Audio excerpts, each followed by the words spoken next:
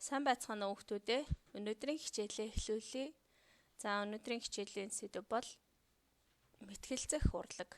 Тэгэхээр сайн мэтгэлцэхийн тулд хэрхэн мэтгэлцээний бэлтгэлийг хангах хэрэгтэй вэ?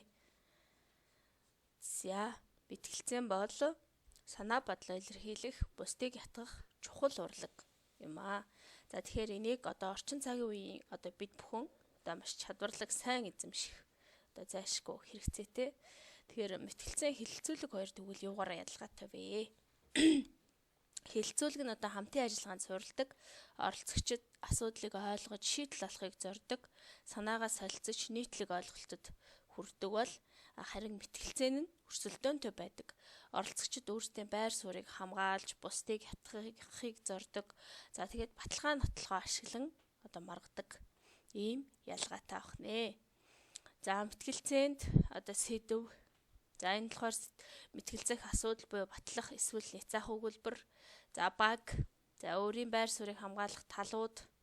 За нотлохоо, байр суурийг дэмжих баримт, статистик, шинжээчийн дүгнэлт. За тэгээ сөрөг нотлохоо буюу өрсөлдөгчийн баталгааг няцаах санаанууд зэрэг үндсэн элементүүдийг дотроо агуулдаг. За мэтгэлцээнийг хийж сурснаар биднэрт ямар ач холбогдол байдгүй, ямар давуу тал үүсдэг вэ гэхээр харилцааны ур чадвар, санаагаа тодорхой илэрхийлэх, идэвхтэй сонсох чадварыг сайжруулна, үр дүнтэй харилцахад нөлөөлнө. За шүүмжлэл сэтгэлдээ яадаг вэ гэхээр асуудлыг олон талаас нь харах чадварыг хөгжүүлнэ, гүнзгий дүн шинжилгээ хийхэд туслана. За өөртөө итгэлэхээр олон нийтийн өмнө үг хэлэх чадварыг нэмэгдүүлнэ. За тэгээд өөрийгөө илэрхийлэхэд тустай. За харин үр дүнтэй мэтгэлцээний зөвлөмжүүд. За үр дүнтэй болгохын тулд бид бүхэн яах ёстой вэ?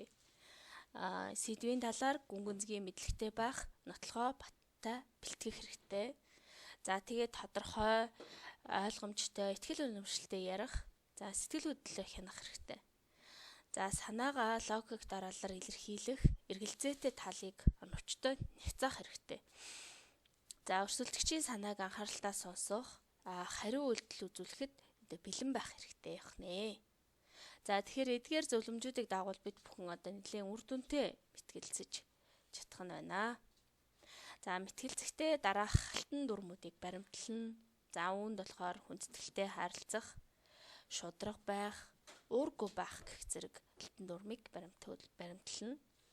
За хүндэтгэлтэй гэдэг нь өрсөлдөгтөө үргэлж хөндлөх хэрэгтэй. Шууд ингэж няцаах ч юм уу үгүйсгэх гэх хэлбэрээр ёс зүйгүй байдал харуулж болохгүй. За шударга гэдэг бол худал мэдээлэл ашиглахаас зайлсхийх хэрэгтэй. Мэтгэлцээний хамгийн гол чухал шийдвэр гаргахад нөлөөлдөг зүйл бол үнэн зөв баталгаа нотлогоо байгаа.